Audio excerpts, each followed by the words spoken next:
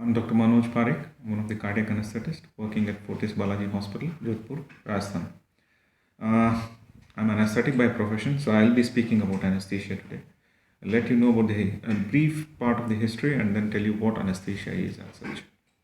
16th October 1846 is a hallmark day in case of anesthesia where W.T.G. Morton and Surgeon John Collins Warren, they made history by successfully demonstrating anesthesia by giving diethyl ether at Massachusetts Hospital. And anesthesia has traveled a long way since then. From 1846 till today of the 21st century, we have traveled good amount and made good history and progress in case of giving anesthesia as well.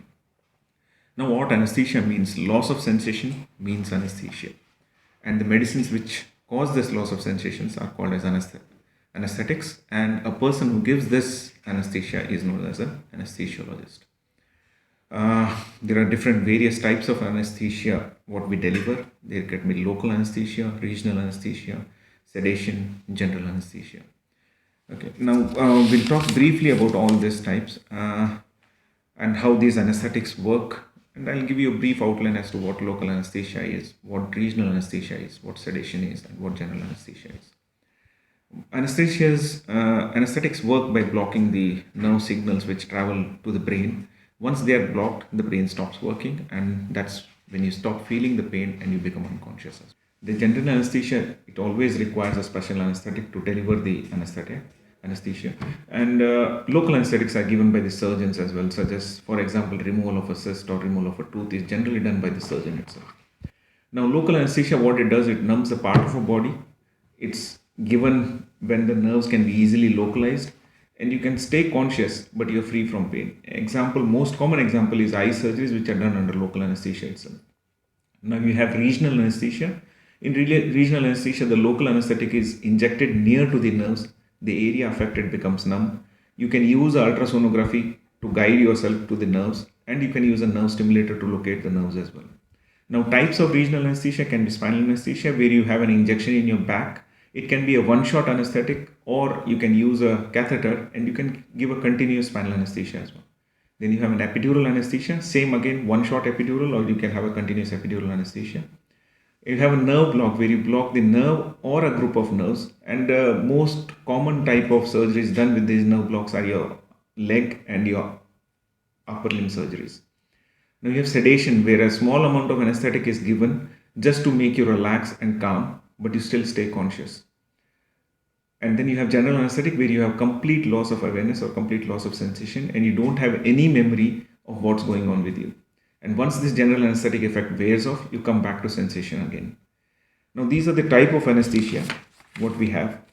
Then it can be given, general anesthesia can be given in two types. One, an injection into your vein, or it can be given through a gas. Now normally anesthetics were called as gas mans because it was mainly a gas which was delivered, and the first gas which was delivered was ether, which was quite nasty gas. Then you had chloroform as well.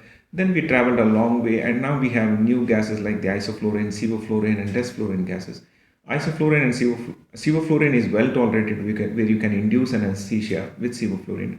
But isoflurane, desflurane, these are again pungent gases which are used to maintain anesthesia as such. Now coming down to as an anesthetic, as a pre-physician role, you have pre-anesthetic clinics where a person is posted for an operation. You send him to a pre-anesthetic clinic where an anesthetist makes him fit for the surgery. Now in a pre-anesthetic clinic, the patient goes in, he's advised as to what his medications are, what medical problems he has, whether he smokes or not, his weight is noted down, whether he takes alcohol, and his fitness for surgery. Now all these are taken into evaluation, and the patient, depending on the type of operation, the duration varies to make him fit. Maybe he is fit on the first visit itself, or he may take 3 to 5 visits to become fit for the surgery. Now, if a person goes for a surgery, he should be fit and well. If he is not fit and well, then the complications with the anesthetic and with the disease per se increases.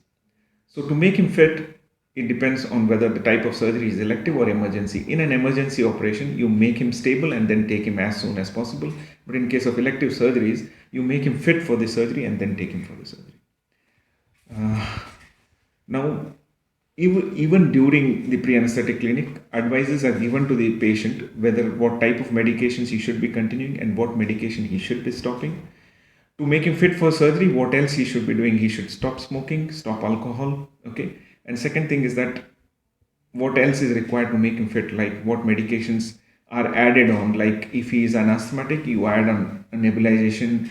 If he is diabetic, you try to control his sugars.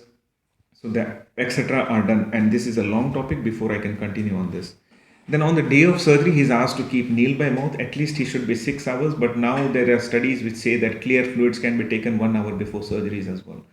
Then you give him pre-medications, and the medicines to be continued are continued on the day of surgery. Then he's taken into the anesthetic room where he has an anesthetic technician and the anesthesiologist itself. He is put on monitors, and then he is given the anesthetic. Then the anesthesiologist controls the type of anesthesia to be given.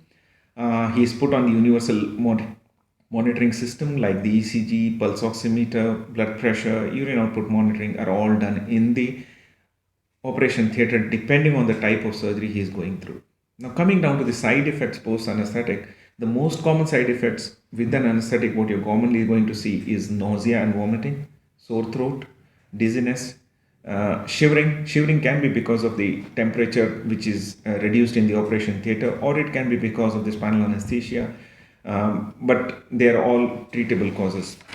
Then you have headache, you can get chest infection, you can have a normal itch because of the medications as well. Pain while medicines are being ingested. Normal anesthetics can give you pain while they're being injected as well.